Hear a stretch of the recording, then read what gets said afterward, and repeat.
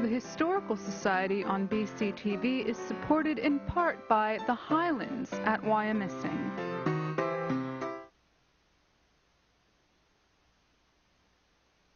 Monthly program of the Historical Society of Berks County.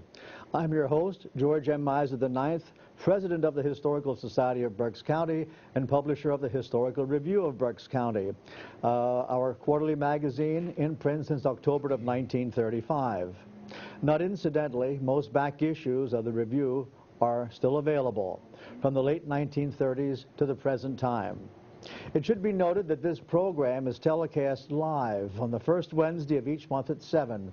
It repeats Friday at 10, Saturday at 6, and Sunday morning at 9 a.m. Welcome all to our July 2009 program. Seated beside me is Joshua Blay, Society Curator and Associate Director. Good evening, George. Good evening.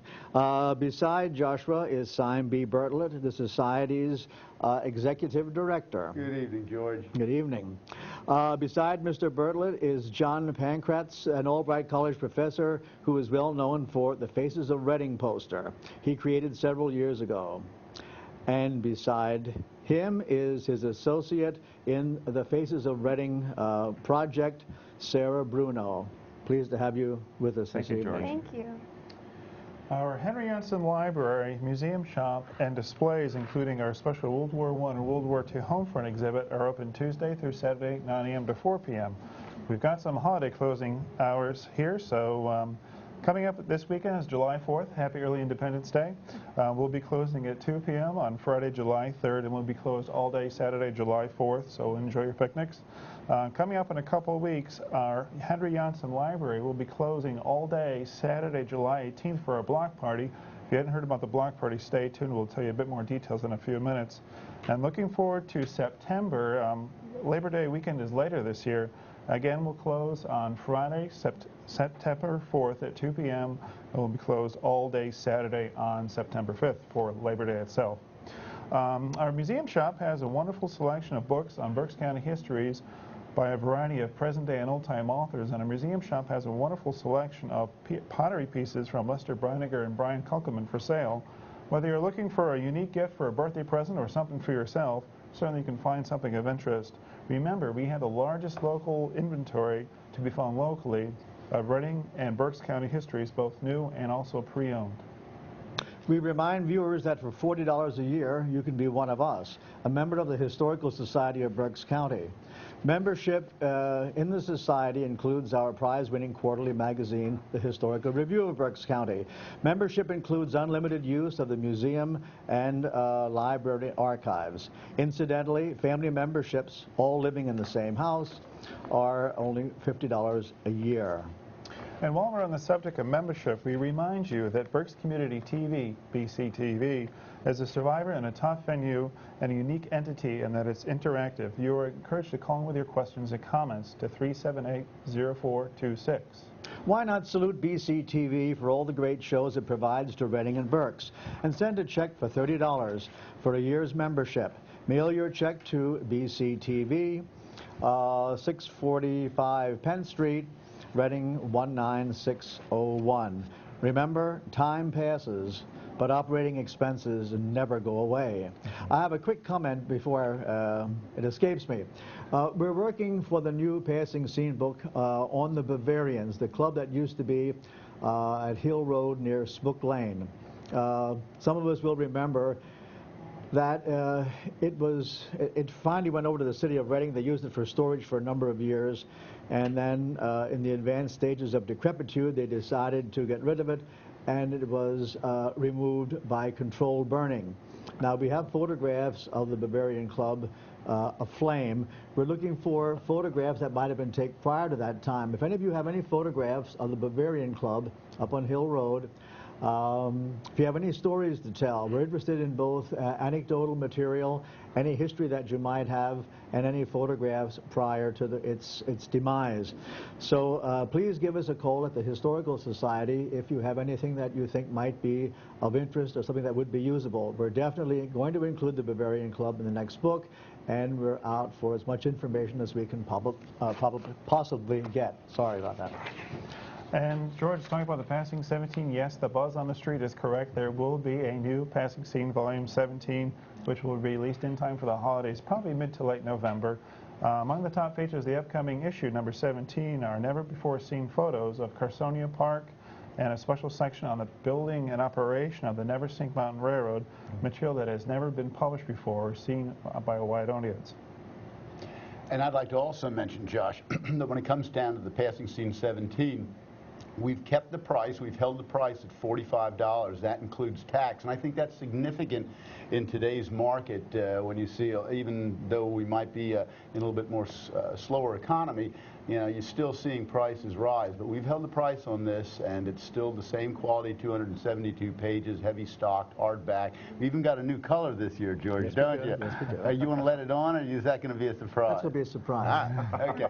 Anyway, Passing Scene will be available, again, $45 plus tax. No, tax included. Excuse me, that's tax included. And shipping's extra. Shipping is extra, that's right. But it'll be released sometime mid-November. So call us, pre-reserve your copy so you make sure you have one for the Christmas holidays and for the people that you give them to as gifts. We're fully aware that many of the viewers at home really enjoy the old-time views of Reading. I personally enjoy them myself because I'm not from the area. It's this aspect of the show that really sets the Historical Society show apart from all the other programs of local cable. And I think Simon has some mysterious stuff for us. That's right. We have, in the past couple of months, we've done what's the mysterious photo, and we have one for you tonight, too. And when we show you this photo, if you can be the third caller with the correct answer, you will win, Josh. One of the 6 guests on the table. The choice is yours. We have 4 hats from our Reading Railroad exhibit. Pick your color. No obligation for the color. We also have a mug from the Historical Society. Keeps your beverage cool or warm, especially wonderful in the temperatures like these in the summertime. And we also have a wonderful soup bowl. So the choice is yours. Either one of the 4 hats, or our soup bowl, or a mug. I lean towards the coffee mug because I've had 3 of those things, and I can really tell you they do work. So. Yeah, they do. Anyway, let's see what that the first mystery photo. Yeah, we actually have 2 tonight, Simon. Oh, good. Yeah, Okay, first mystery photo. There it is. We'll give you a little hint that it lies east of St. Lawrence. So does this down Bull. I was going to say, depending which direction. It's not quite that far, Simon. Oh, okay. A good bicyclist can manage that. It lies east of St. Lawrence and Jackson Wold. It's something that I'm sure many of you people have seen as you've driven along as a Sunday driver. If you recognize the building, tell us where it is. Even better if you can tell us who built the thing. But if you can't, we'll settle for a location, and I'll tell you a little bit about that wonderful building. Now, that picture was taken several years ago, I think in 1920. But it really hasn't changed very much. It looks very nearly the same. Tell you what, we'll make things interesting. If you can guess the builder, we'll give you a second prize of your choice. Now, well, like I said, the third caller with the correct answer wins your choice of prizes. But the question is, George, do we want to do the second photo now? We might should to give. I guess we could do the second one. Give people enough time to think about it. Yeah, to think about it and call in before the end of the program. Because remember, as George said, we are live tonight. So if you see this on Friday night and you want to call in, you're going to have a tough time. Anyway, what's the second photo? Okay, now that's a building that everyone, I'm sure nearly everybody has seen. Little hint, it lies west of Intervilla or West Lawn. It lies west of West Lawn. Very obvious as one motors along on a Sunday afternoon. That tree in the front is no longer there, and I think the shrubbery has gone as well. The clue to that picture would be the architectural feature that you see in the front of the building above the roof line. Yeah, even I know the answer to that one. But that lady Yes, but you peaked. that lady might not be there either. So. I don't think she is. That's mystery photo number 2. We're going to have them call in if they recognize either 1 or 2, Simon? Yes, like I said, the third caller that calls in. Now, what about the first caller? We can take that. The first caller to identify the photograph that we're showing now. We'll take the first caller on that and the third caller on the first photo that we showed. And remember, again, if you want to call into the studio at 610-378-0426. So, put your thinking caps on. This isn't. Home viewer. Okay. Hello, home viewer. Hello, you're on. Hi. Hi. Hi. I'm calling regarding the photograph you have on television, the first one. Okay. And it is? It looks like the Lutz Funeral Home. No, not exactly. No. That's a little bit older. The Lutz Funeral Home was designed and executed in the late 1930s, I think. Elmer Adams was the architect on that. A friend of mine who passed away about a year or so ago at about 101, 102 years of age. No, that's an older building. But listen, we certainly appreciate your calling in and keep watching. Let me ask you a question. Do you have a guess on the second photo? No, absolutely not. Oh, okay. But I do have some other information for you. I'm looking for things from the Bavarian Club. Oh, yes. I have family photographs. My great-grandparents, my grandfather was president there. Wonderful. Back like in the 20s and 30s. Wonderful. I have family photos, president cards. I will bring that stuff into you. That's wonderful. Do make sure, call ahead and I will be there. Okay. I appreciate that. Okay, thank you very much. Thank you. We have another home viewer. All right, Home bye-bye. viewer? Thank you. Hello, home viewer, you're on. Yes, how you doing, folks? This is interesting. I think both pictures actually popped into my thoughts. I'm probably wrong, though, but the first one, I think, is along 562 going towards Boyertown. Yes, it is. Yes, it is. It lies on which side? On the right side going east, which would be the south side. That's correct. And I don't know, but did they convert that into apartments? You know what? It might be by this time. That was put up by Colonel Wren a long time ago. I remember years back, probably in the 50s, Ann Brady, who held a state position, acquired that, and I think she had a rest home or something like that at that time. And what it is today, I don't know. I wouldn't be surprised that, you know. But the size of it, you would think it would be. I can hardly see a family occupancy. I mean, can you imagine the fuel bill on that? I don't remember ever seeing anything like that in the market. I've been around for a long time.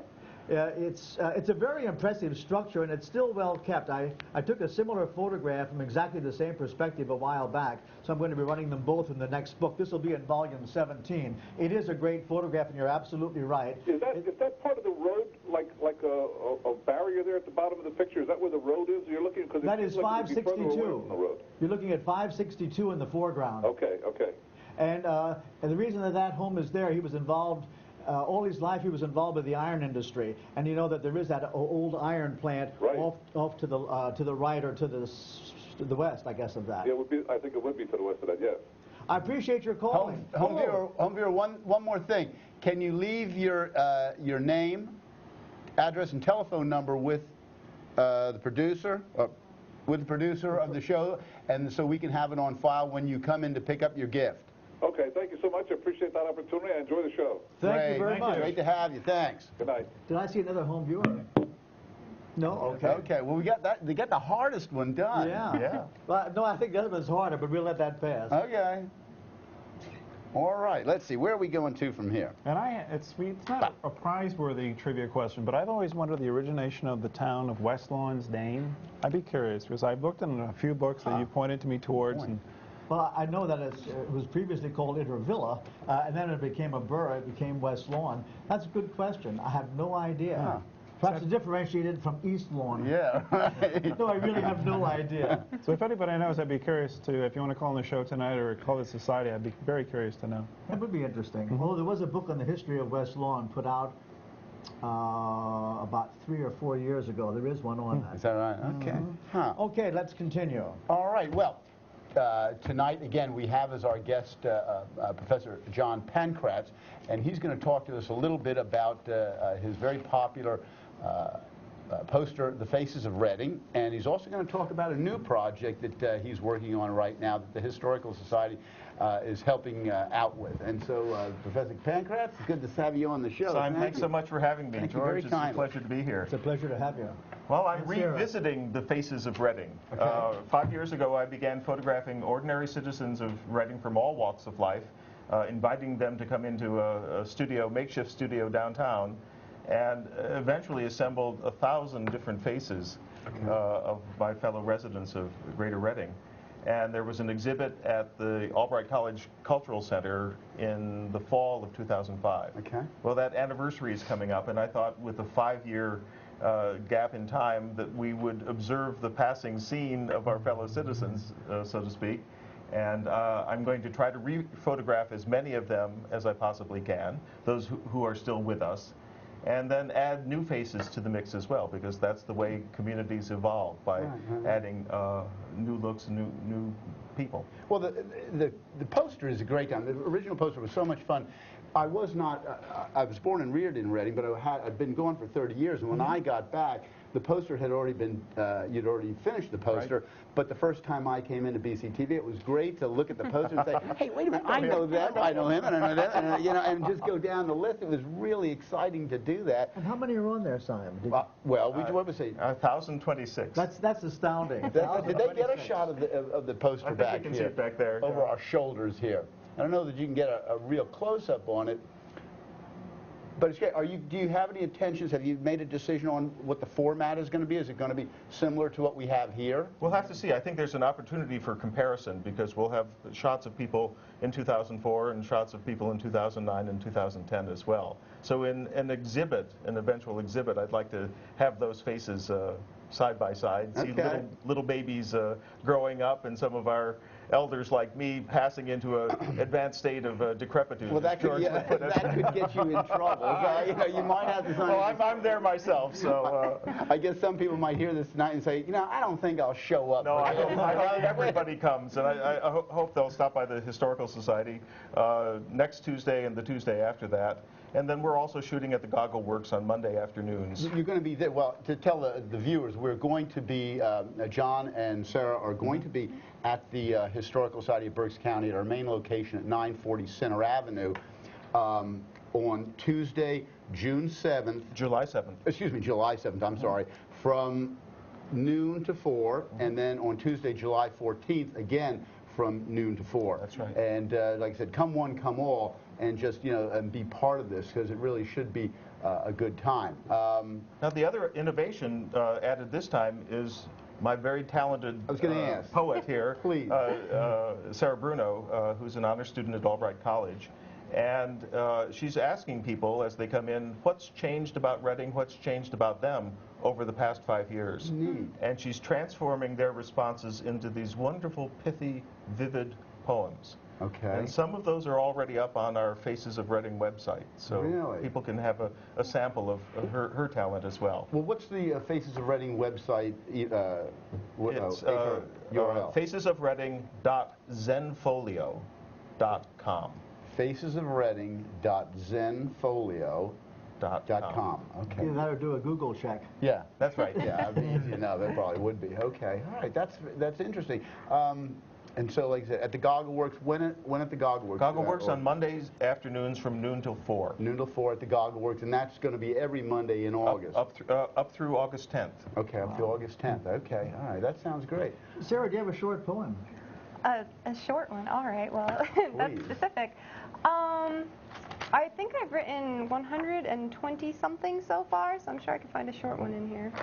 Okay. Well, this one, I opened it up to one called The Dead. Is that all right? That's fine. That doesn't sound like a pick-me-up, does it? Well, for the Historical Society. Grateful Dead. Well, this was based off of, we actually did a photo shoot in a cemetery one day, the one on whatever street that was. Anyway. Evans. Yes, there we go. So this poem is actually called The Dead. They whisper to us from beyond the grave, the voices of our ancestors trying to caution us, although not forcefully, to make the most of our time here. Yes, the dead do speak to us, but they only do so in passing. That's very good. That's very nice. That's very nice. Lovely. I like that. But as Dr. Pankratz was mentioning, I think about 40 or so of the poems are featured on the website. So if people want to check them out, and they're all anonymous. So That's the other thing. Right, a few individuals have said, oh, you know, I know that this one is about me, and I have to sort of say, well, it might be, it might not be, but the nice thing about it is that people can feel free to be honest in their responses because it's not going to be linked with their name in any way. So hopefully everybody remembers that when they fill out the questionnaires. Very good. Well, that's great. It's great to see this coming back. You know, this is wonderful, and we're glad to be a part of it too. We're glad that we can help you out on this. I'm delightful that you're hosting us. Just like you said, any way we can help you with this thing. Thank you so much. Well, thank you very kindly. Thank you. Now, I think did we have another home viewer? Is this? I mean, there is a home viewer. Yes, home viewer. Is there a home viewer that's still there? Yes. Aha. Good evening, everyone. Good evening. I'm enjoying your show. Thank you. I wanted to take a shot at that second photograph. Yes. I was just wondering, is that farmhouse that sits on the way to Wernersville on the right-hand side? Exactly where? Past West Lawn. Let me think. Is the building still stands? Yeah. And do you have any idea what's there today?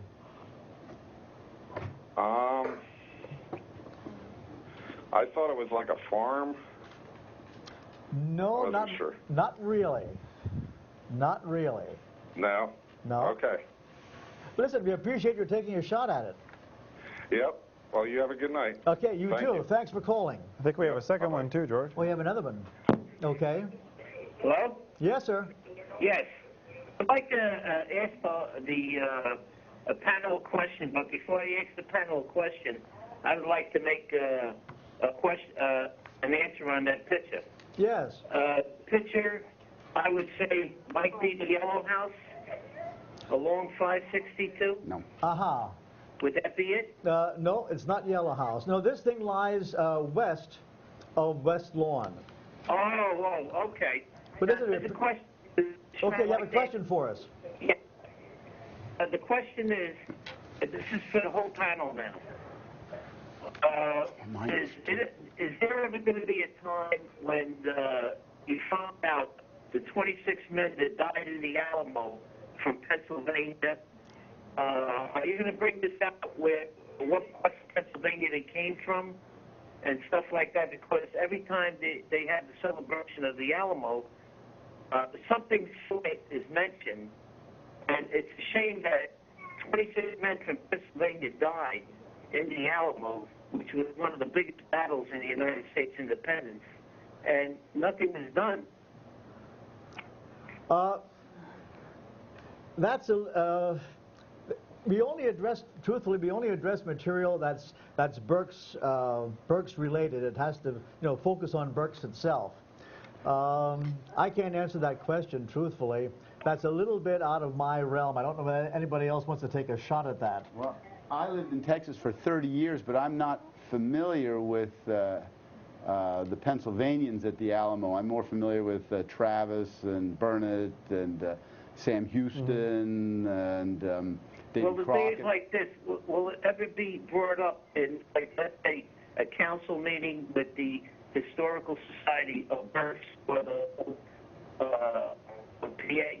Well, I don't know. I'd have to do some research on it first. Yeah, right. I'd have to study it. You can't be an expert, in everything. So, like I said, you got to kind of pick and choose, the areas of study that you want to pursue. Joshua is the expert on trains.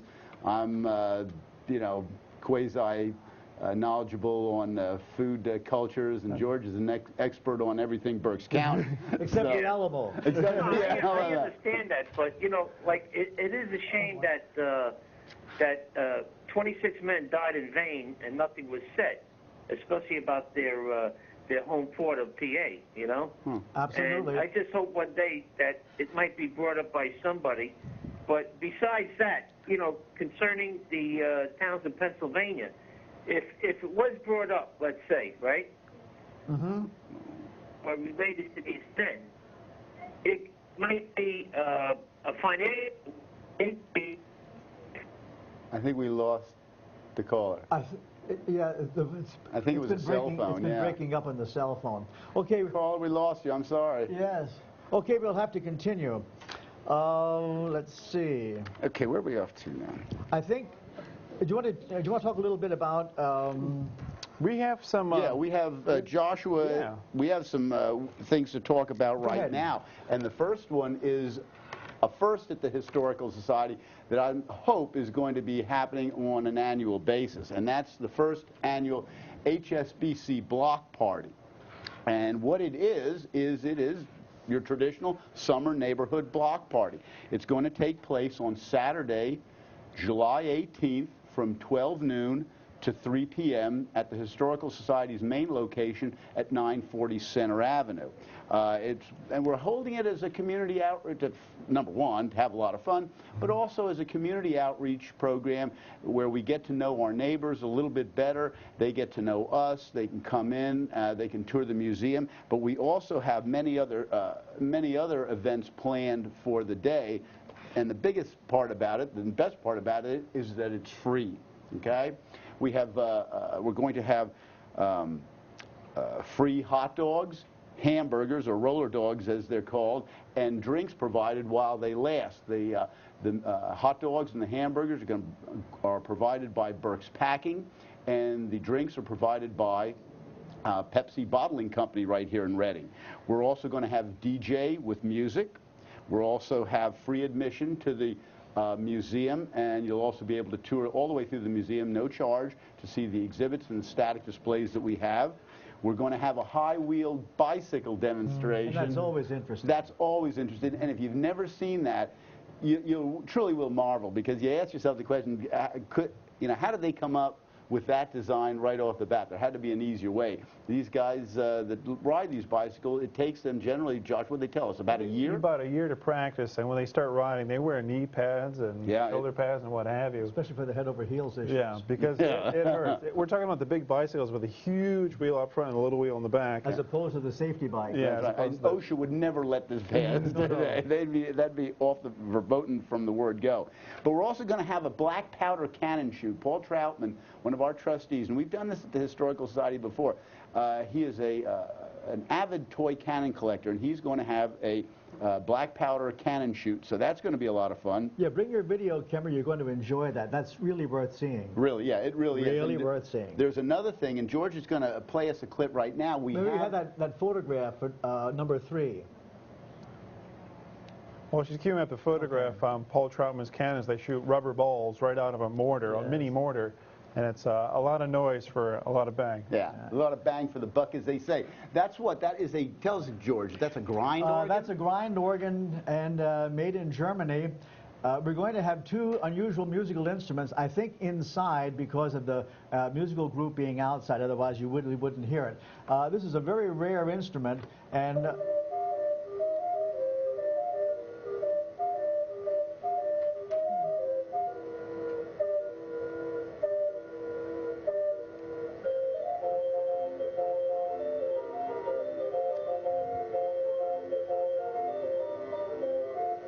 that thing plays paper rolls, and he's going to come with a nice supply of paper rolls. Now, it's impossible for him to be grinding all afternoon, so that he will play something, and then I will provide some music also. What's the date of that machine, did you say, George? Date of that machine about 5 years ago. Based on a design from? Based on a design devised by a fellow in Germany who has some enormously large organs like that. They go for about $5,000–6,000. Wow. Yeah, they're a little on the pricey side, and some of those models go way up in price. I think we have, let me see, there's another view, number 4. I'm bringing this along to play between some of his roles, and what I'm going to do is bring some Berks County popular people. Roy Smeck, who was born in North 5th Street in the year 1900. Anthony Mundy, the famous accordionist.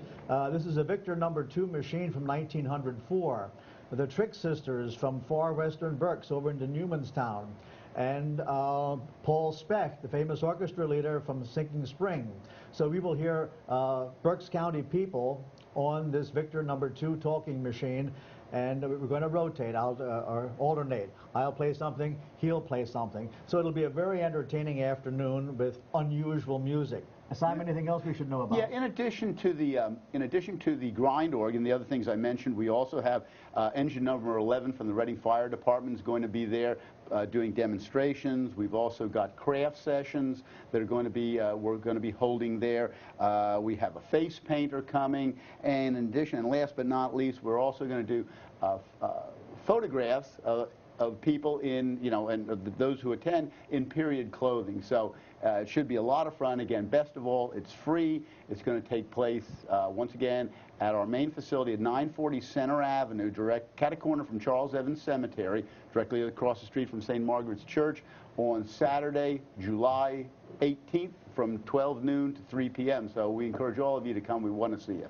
Yeah, that'll be a fun afternoon. Oh, it really will be a lot of fun afternoon. I think Josh has some of the outreach programs. Yes. Vicki Hefner, our education curator, is going to be hosting this. Yes, summer. we're very excited about this. I'm sure you've heard of us talking about the renovations of the Palmer Gallery, which was the former Palmer Library, before the library moved across the street to our new Henry Janssen Library. Starting in a couple of weeks here, we're going to have the debut of our new education classroom in the former research room for the Palmer Library. They're going to be on Wednesday and Thursday starting next week. The initial date is July 8th, which is a Wednesday. There's going to be a Wednesday, Thursday of every week until then, until the end of July. And the neat thing about these, Vicki tailors these to our special exhibit, which is right now Berks County, World War I and World War II on the home front. We stood united. So her programs are based on that exhibit. For example, we've got gardening for the war effort. You can plant your very own victory garden while preparing a victory salad. Evening entertainment, recreating the popular radio shows from the 1940s. Games, wartime winter. And we also have, if we can pull it up on the graphics camera, we also have something called Deciphering Secret Codes. This is not bingo, although you could probably use it for a bingo board if you wanted to. This is our program on Thursday, July 23rd, entitled Deciphering Secret Codes. While you're looking at that little text here, people have been writing codes or ciphers since ancient times, and some codes have been used to write secret letters or journals, and many have been created for military purposes. During World War II, the United States employed an estimated 50,000 code experts called cryptanalysts, whose job it was to try to decipher or break enemy codes and create new American codes. A major reason for the U.S. victory at the Battle of Midway was that cryptanalysts had broken Japan's code and could read every detail of the Japanese plan of attack. And why couldn't the Japanese read our codes? Because we used Navajo. That's it. Navajo. They couldn't. That was one of the most secure codes of the entire war, including the German Enigma machine, which was broken by the British. So if you look at that number series in the bottom, there's 3 lines there.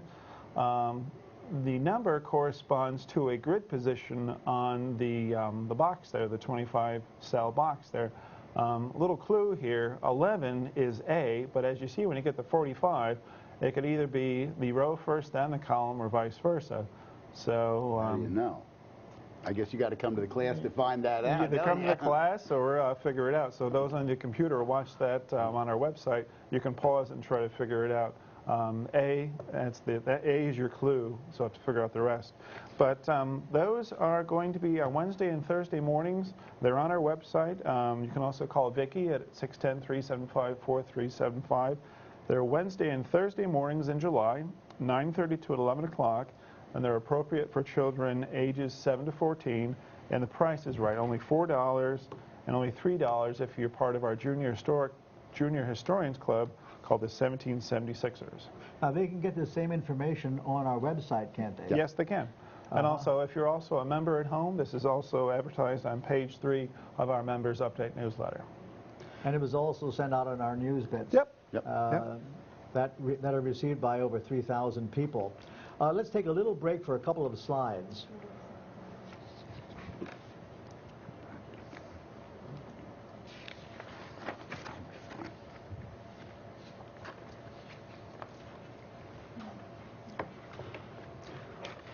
Okay.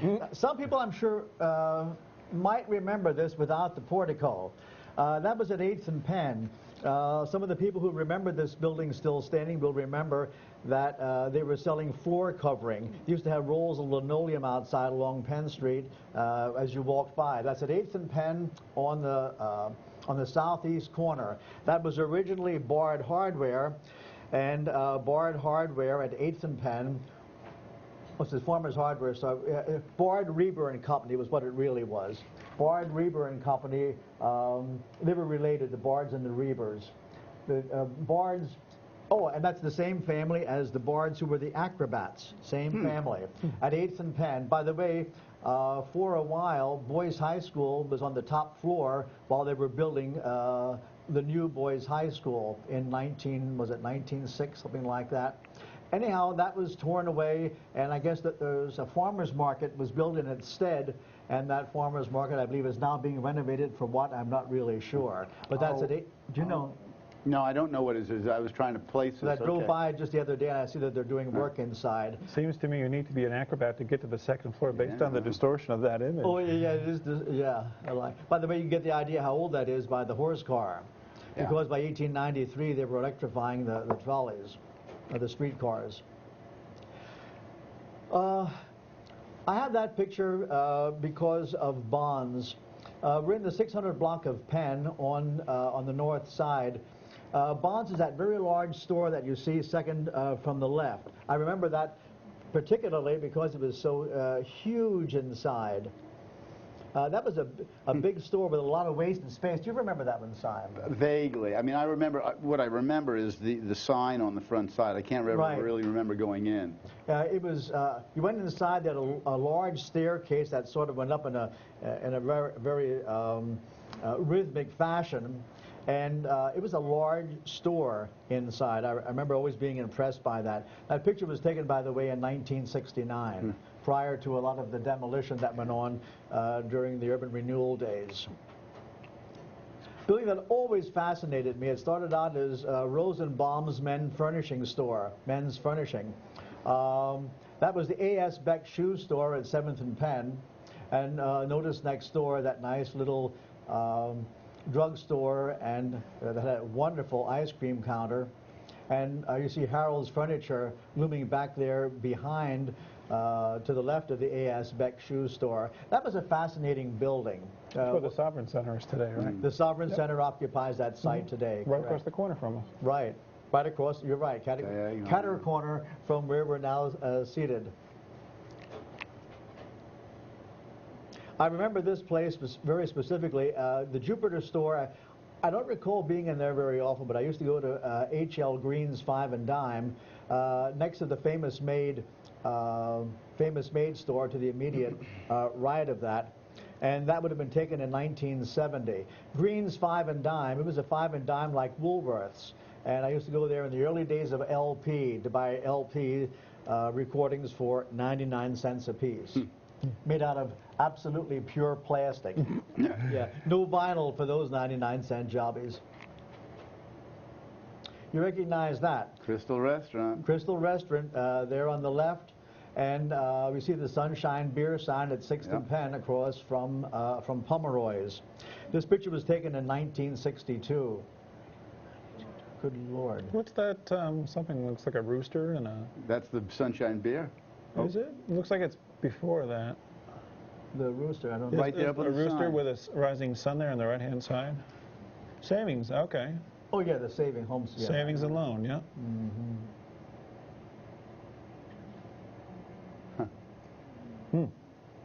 How is that thermometer driven? Mercury? Well, that's pretty big. It's a pretty big thermometer. Little hairspring in there. I was gonna. There's a big vat of mercury behind the side. Yeah, right. I don't. You know what? I remember that, but I don't remember that sign. That's a Obviously, I was there because I took the picture. Well, yeah. Remember, Sunshine Beer sign was at 6th, and the Reading Beer was at 4th. And the wonderful Crystal Restaurant. By the way, when you tore away the facade, those buildings were really, really old. George, go ahead. How long did the Crystal Restaurant last? When did it either go out of business? The fire, it was destroyed by fire. They had electrical fire in the basement. Around what time? In the 70s or 80s? Do you know that I'm not sure? I remember the fire. Help us out, audience. Trivia question number 4. Yeah, if Fire Chief Ray were here, he could answer in a second for us. I'll check that between now and the next time. That's a good question. Yeah, I'd like to know. Because I have pictures of the fire. So the Mantis family owned the it, Mantises, right? Yeah, Mr. Mantis, by the way, the one gentleman was very much interested in local history. Neat. Well, there is your rating sign. Yeah. Yeah, there is a Reading sign. I think I showed these quite a few years ago. What fascinated me, Joe Gerhardt, who was very active in doing genealogical work at the Historical Society, took that. Guess what that picture was taken? Where was the camera position? Pagoda. Yes. No, He made his own 1,000 millimeter lens. He made it himself. really? And what did he attach it to? I mean, most of those times a bayonet. To a 35 millimeter camera. Like to the bayonet mount, or I mean, yes. Joe Gerhardt, you remember Joe Gerhardt? Used to come in and do genealogical work. He was active also with the Tulpehocken Settlement Historical Society. Took that with a 1,000 millimeter lens from the pagoda. Huh. That's a remarkably good picture considering the distance involved. Considering it's a homemade camera. Yep.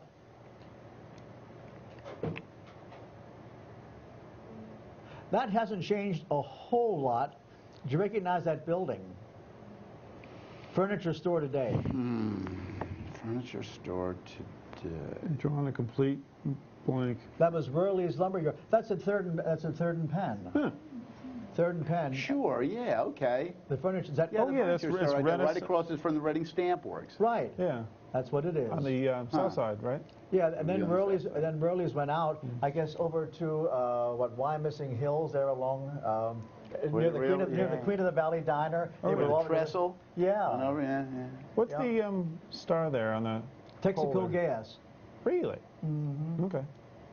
So did that fill station right in front of the gas at the hardware It's store? amazing, you know, you look at these old pictures, and they had gas pumps along what today would be a really busy stretch of road. Yeah, and they sold gas across the street as well, where the Firestone tire and rubber would be today.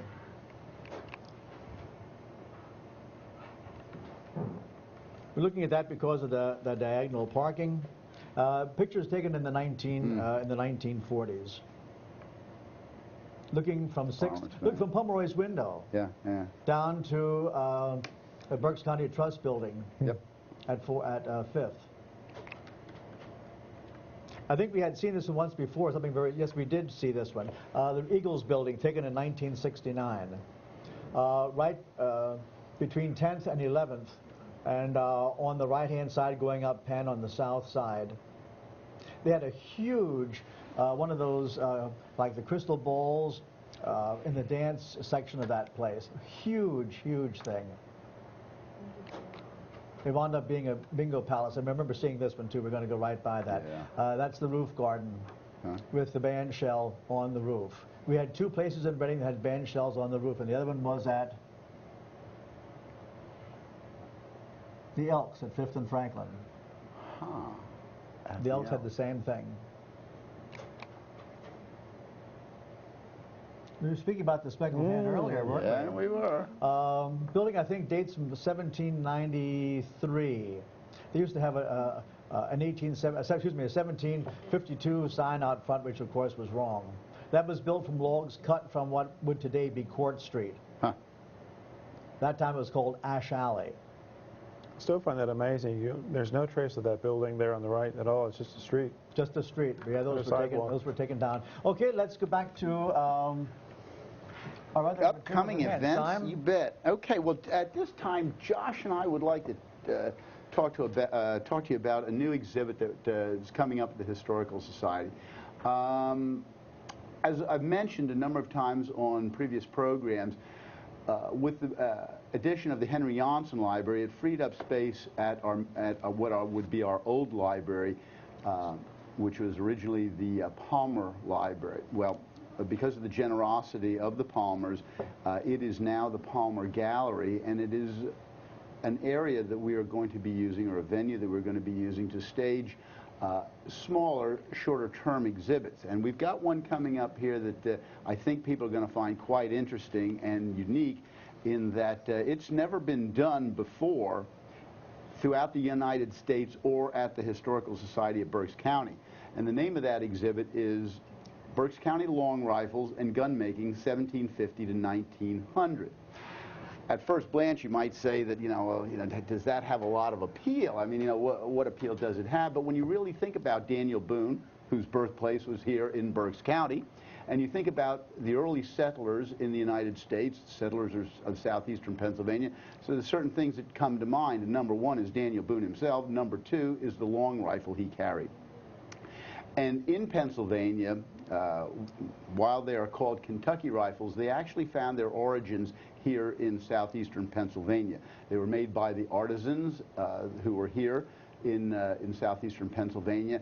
And in all the different counties of southeastern Pennsylvania, they had what they called schools of gun making, that each rifle had its own particular architecture. And so Josh is going to tell you a little bit about the exhibit, and we're going to show you some of the ways that we came to find these rifles. I forget the number we first started at, but I think we, the initial number was 30-something rifles, but we blossomed about 50 rifles, and we really have got a wonderful collection of rifles coming in. We probably have about half of them on hand already.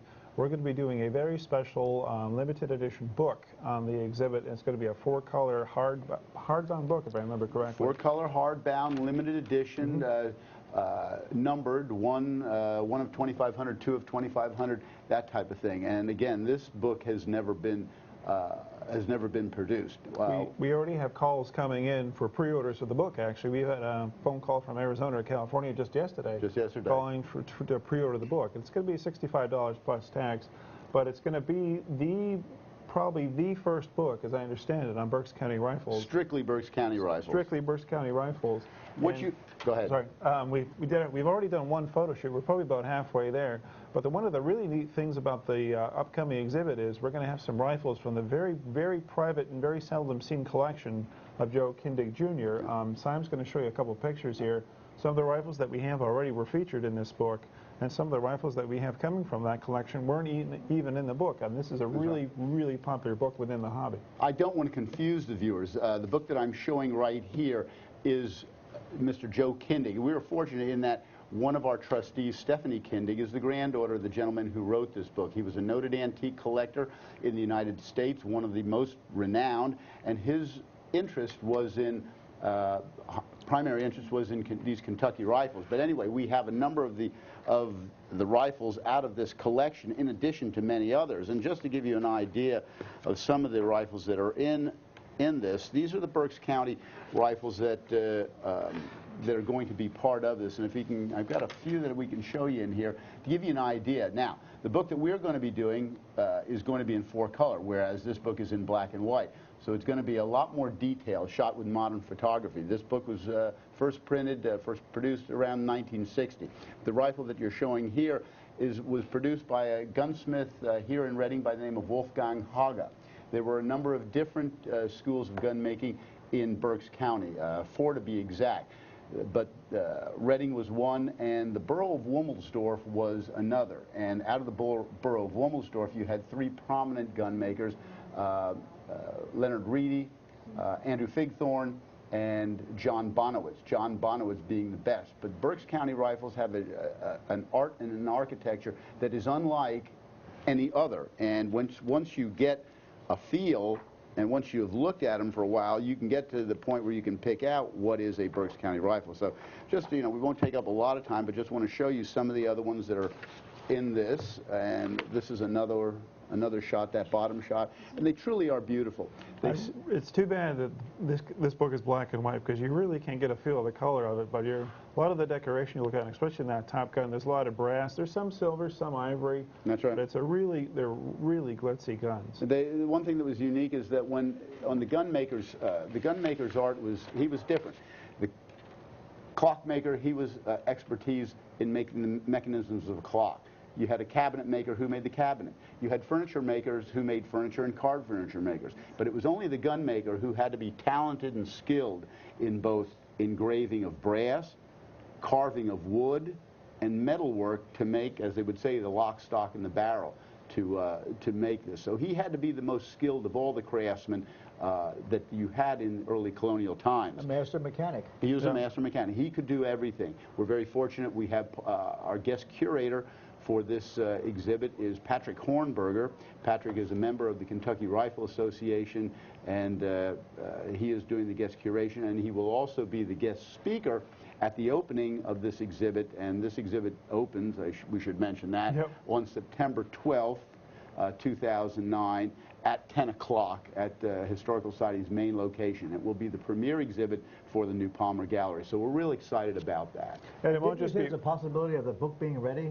Yeah, as a matter of fact, I'm glad, George, thank you for mentioning that. Yes, as it stands right now, we will have this book ready by the opening of the exhibit. So, you know, you can come, you can call now, like Josh said. We've already had some pre-orders on this thing, and if you'd like to call to reserve your copy, be more than happy to do so.